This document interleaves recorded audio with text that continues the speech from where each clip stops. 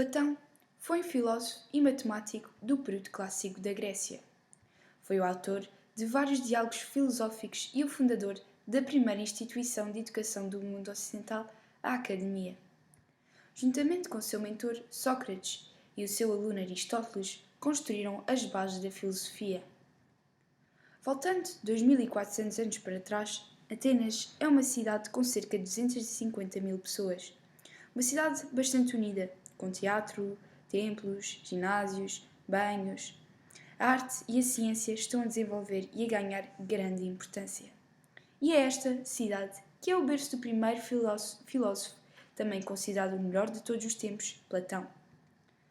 Platão dedicou a sua vida a um objetivo: ajudar as pessoas a chegarem a um estado de eudaimonia. Eudaimonia é um termo grego que significa literalmente o estado de ser habitado por um bom gênio. No entanto, é geralmente traduzido como felicidade ou bem-estar ou até realização. Portanto, neste vídeo, irei tentar explicar 4 ideias fornecidas por Platão com o objetivo de tornar as pessoas mais satisfeitas.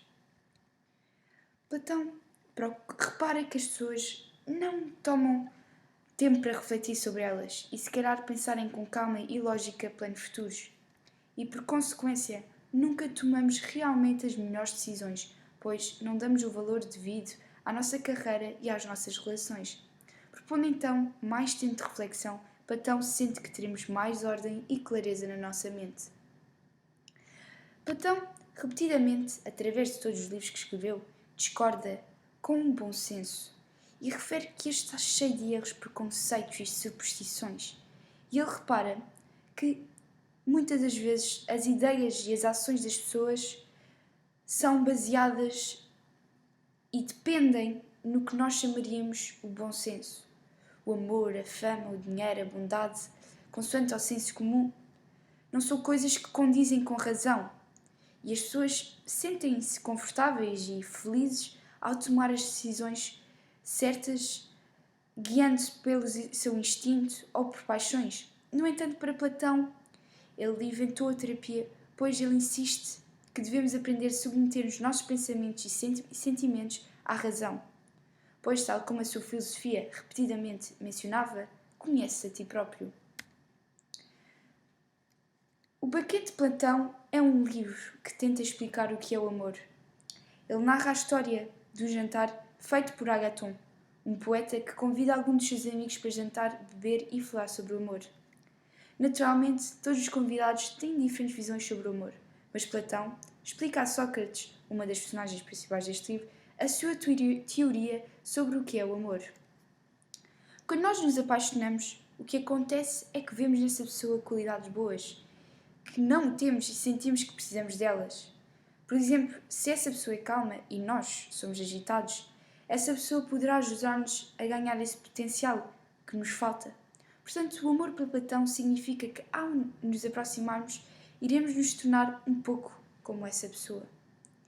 Platão luta, então, contra o pensamento orgulhoso que as pessoas têm contra a mudança, com aquele pensamento que não temos que mudar, pois essa pessoa ama-nos tal como nós somos. Temos que aceitar que, na verdade, nós nunca estamos completos e que só com os nossos parceiros nos vamos tornar, se calhar, mais completos e melhores. De facto, não amamos a pessoa exatamente como elas são. Queremos sempre uma versão aperfeiçoada e mais completa. E ao nos comprometer numa relação, confrontamos com um mais completo eu. Nunca se percebeu bem o mistério da beleza. E o terceiro ponto que aqui vou mencionar é o que é a beleza e qual é a sua importância. Platão transmite que de facto é realmente importante estarmos rodeadas por coisas belas. Mas ele questiona-se antes de todos porquê gostamos de coisas belas. Na vida, as pessoas aspiram a ser muitas coisas, tais como gentis, harmoniosas, equilibradas, pacíficas, fortes e dignas. E ele repara em algo de fascinante, que nós reconhecemos estas qualidades boas também em objetos, pois nós nos sentimos felizes e facilitados com os objetos que têm funções importantes. E para Platão, a beleza pode educar a nossa alma, e cabe aos pintores e poetas nos ajudarem a viver uma boa vida. No entanto, Platão concordava com a censura de certas artes. Para ele, os artistas deveriam trabalhar sob o comando de filósofos. pois estes lhes dariam as ideias certas. Sendo assim, Platão defende que a arte devia ser uma espécie de propaganda ou publicidade para o nosso bem. Platão foi o primeiro pensamento utópico do mundo. Ele passou muito tempo a pensar como é que a sociedade e o governo deveriam ser idealmente. Nisto, ele foi inspirado pelo grande rival de Atenas, Esparta, uma cidade dedicada em transformar os seus habitantes em grandes soldados. Tudo o que os espartanos faziam, como eles criavam seus filhos, como a sua economia era organizada, quem eles admiravam, como faziam sexo, o que comiam, era adaptado a esse objetivo. De um ponto de vista militar, claro, Esparta foi um enorme sucesso. No entanto, esta não era a preocupação de Platão. Ele queria saber como poderia uma sociedade melhorar em produzir não poder militar, mas a daimonia. Como poderia ajudar as pessoas a se sentirem realizadas. No seu livro A República de Platão, ele identifica uma série de mudanças que devem ser feitas. A primeira é: precisamos de novos heróis. A sociedade ateniense estava muito focada nos ricos, como a louca aristocrata Alcibiades ou as celebridades esportivas como o boxeador Mille de Croton. Platão não ficou impressionado. Realmente importa quem admiramos, pois as celebridades influenciam a nossa visão, ideias e conduta. E os heróis maus dão glamour às falhas do caráter. Platão, portanto, queria dar a Atenas novas celebridades, substituindo a cultura atual por pessoas idealmente sábias e boas, que ele chamou de guardiões. Modelos para o bom desenvolvimento de todos.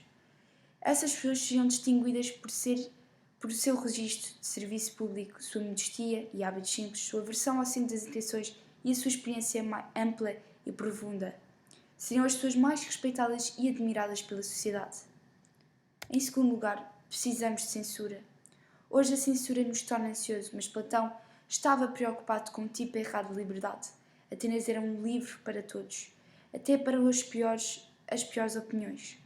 Havia noções religiosas loucas e elas tornavam-se perigosas, criavam entusiasmo em massa e levaram Atenas a governos desastrosos e a guerras, como a tentativa ao ataque de Esparta. Platão igualmente acreditava apaixonadamente na educação. Mas queria reorientar o currículo. A principal coisa que precisamos aprender não é apenas matemática ou ortografia, mas é como ser bom. Precisamos de aprender sobre coragem, autocontrole, razoabilidade, independência e calma. E para colocar isto em prática, tal como já foi mencionado, Platão fundou a tal escola academia. Lá aprendia-se nada menos do que como viver e morrer bem. Eu acho fascinante e bastante triste como modernas instituições académicas têm proibido esta ambição.